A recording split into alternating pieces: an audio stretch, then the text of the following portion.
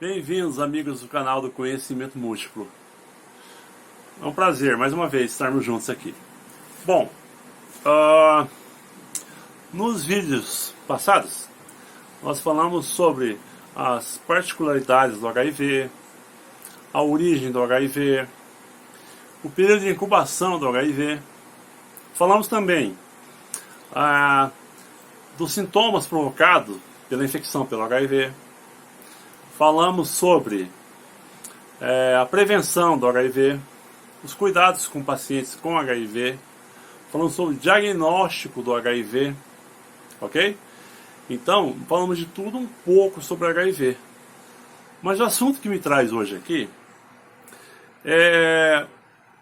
Você tem que ter um conhecimento básico daqueles vídeos de HIV que estão lá no canal, certo? Ou estão aqui no canal, vamos dizer assim. Tem que ver os vídeos lá, tá, galera? Hoje nós vamos falar de um outro assunto, nós vamos falar de AIDS. Mas o que é AIDS? Como é que funciona? O que acontece? Mas antes de iniciarmos o nosso assunto, eu convido vocês a se inscreverem no nosso canal. Acionar o sininho de notificação para vocês receberem em casa ou no celular aí as notificações de novos conteúdos, novos vídeos.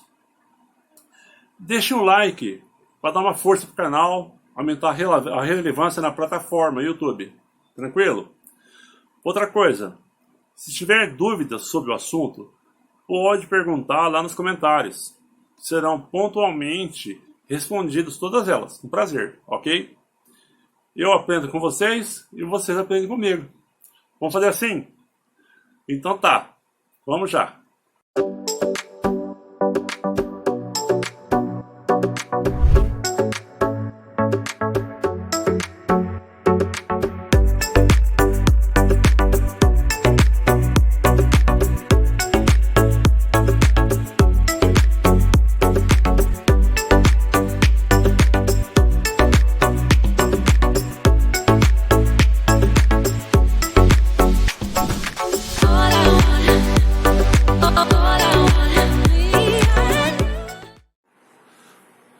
Então vamos lá.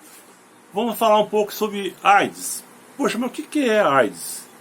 AIDS é uma sigla inglesa, mas aqui em português seria SIDA. É a síndrome da imunodeficiência adquirida. Mas o que é isso? Uma síndrome, galera. Uma síndrome é um conjunto de sinais e sintomas.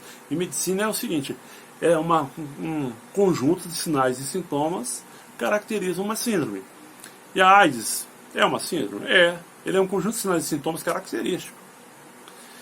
A AIDS é uma doença que se processa num estado onde você tem um número muito baixo de células linfócitos T do tipo CD4 e um número muito alto de vírus HIV circulando no sangue. Você tem uma viremia muito alta. E a célula de defesa responsável pela transmissão de informação para as outras células destruidoras de antígenos, que é a célula linfócito T CD4 auxiliador, está muito baixo. Então fica debilitado o quadro. O que acontece? O indivíduo, então, com o passar do tempo, de 5 a 8 anos, não vejo já graficamente isso, o indivíduo passa a ter sintomas de AIDS, que são sintomas bem variados. Mas como são esses sintomas de AIDS? O indivíduo com AIDS, ele vai ter uma linfadenite generalizada. Mas o que é linfadenite? Lembra que eu falei que tem os vasos, a corrente, a circulação, os vasos linfáticos? Eu vou fazer uma aula só sobre vasos linfáticos para vocês entenderem. Dentro dos vasos linfáticos, nós temos algumas dilataçõezinhas que são chamados filtros dos vasos linfáticos, são os linfonódulos. São pequenos nódulos que servem para filtrar a linfa. E dentro desses nódulos, nós temos células de defesa, que quando tem contato de antígeno, no caso da AIDS, altos níveis de vírus, eles ficam em alta atividade para tentar combater isso, e não conseguem. E incha e dói, forma as linfadenites, são as ínguas. Mas aonde que aparece isso? Gente, aparece na região cervical, aqui atrás do pescoço, aqui atrás, na região retroauricular, tem uma série de linfonódulos, tem no torácico, tem nas axilas, tem nas virilhas, tá? Nas pernas também. É um quadro assim dolorido, que pode durar aproximadamente até 90 dias, tá certo? E ainda mais, o que aparece? O indivíduo tem febre persistente, alta, apresenta também erupções, começa a aparecer ferida na pele. Ferida é horrível, ferida na pele, corpo todo. Ainda apresenta o quê? Começa a aparecer então doenças oportunistas. Mas quais? Tem doenças oportunistas, no caso você tem lá o sapinho, que é a monilíase oral, enche de sapinho. Herpes mesmo, varicela zoster também, o corpo todo, herpes também, cheio de vesículo bolhoso, fica horrível. Então as doenças oportunistas começam a atacar. Uma outra coisa que aparece no indivíduo, o indivíduo tem tuberculose, infecção. O que é? Você tem um nódulo, um granuloma pulmonar, e você tem vários bacilos causadores da tuberculose, que é o bacilo de Koch. Mas ele está há uma compartimentização de células do sistema imunológico. E quem mantém isso é a atividade do sistema imunológico, mas está com problema. Aí esse gângulo pulmonar se rompe e começa a liberar para o meio ambiente bactérias da tuberculose. Então vira a tuberculose doença, não mais tuberculose infecção. Tá certo? Os indivíduos com AIDS, eles têm a febre alta e persistente, como eu já falei para vocês, mas tem também tosse seca e persistente. Ele apresenta ainda garganta arranhando, com a sensação de garganta arranhando e não para, ok? À noite, quando ele vai dormir, ele tem suores noturnos terríveis, sudorese, suor noturno. É uma doença terrível, com sintomas terríveis. Tem suor noturno. O indivíduo apresenta dor de cabeça muito intensa, o que altera a capacidade dele de concentração, raciocínio. Além de dor de cabeça, ele tem dor musculares, dores nas articulações, da poliartrite, dor demais na articulação. Tá certo? Outra coisa que acontece com o indivíduo ele tem um rápido emagrecimento. Mas por quê? Me perguntaram, por que você tem um rápido emagrecimento? Porque quando você tem um nível muito alto de vírus, você tem viremia alta, e você tem baixo nível de célula CD4, essa é a razão da AIDS, tá? Vamos ver graficamente isso. O indivíduo começa a ter uma enteropatia. O que é uma enteropatia? Enteropatia, os vírus começam a lesar as células do intestino. E lá no intestino nós temos dobras, chamadas vilosidades intestinais, que absorvem nutrientes para a gente. Então temos as vilosidades e mais microscopicamente as microvilosidades. São lesionadas por esse bendito vírus. E essas velocidades, uma vez afetada, você afeta a capacidade absortiva do intestino. Não absorve nutrientes, não absorve sais minerais, né, os oligoelementos também. Não absorvem moléculas de energia, tá certo? O que caracteriza o quadro que o indivíduo sente fadiga e cansaço por falta do quê? De energia, porque o intestino está funcionando mal. Ele tem diarreia assim todo dia. É frequente a diarreia, dor abdominal intensa. É complicado. Você entende? O negócio é complicado. Se um indivíduo como esse, veja bem, num estágio como esse, sintomatológico, um estado celular e viral como esse, se ele não for tratado, imediatamente, o indivíduo desse vai a óbito facilmente por uma doença simples. O que mais mata, assim, normalmente é a pneumonia. E tem um fungo, o Pneumocystis carini, que causa pneumonia pneumocística, é a que mais matam. Mas, assim, doença mais simples, um resfriado, pode matar. uma doença que um indivíduo saudável tiraria de letra. Seria mais fácil, certo? Então, a melhor coisa que tem é a prevenção, certo, galera? Vamos falar um pouco mais a respeito disso agora. Só um minutinho. Vamos ver então, na subsequência do assunto, a relação do nível de células CD4 com o nível de vírus HIV. Vamos ver graficamente como que funciona isso. Presta atenção para você ver que interessante que é. Vamos lá?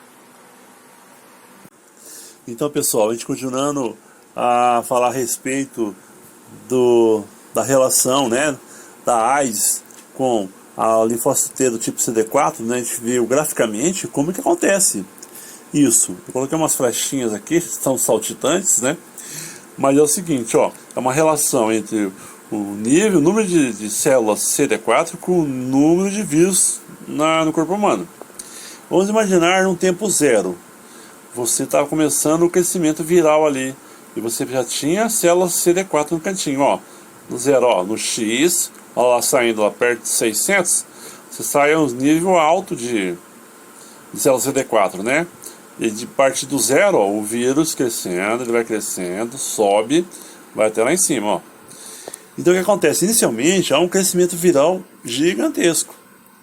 Pode perceber que logo nessa curva de crescimento viral, você verifica também a curva de quantidade de células CD4, em vez de declinar, ela aumenta. Mas por que isso acontece? Isso acontece porque estava acontecendo uma intensa destruição de linfócitos T do tipo CD4.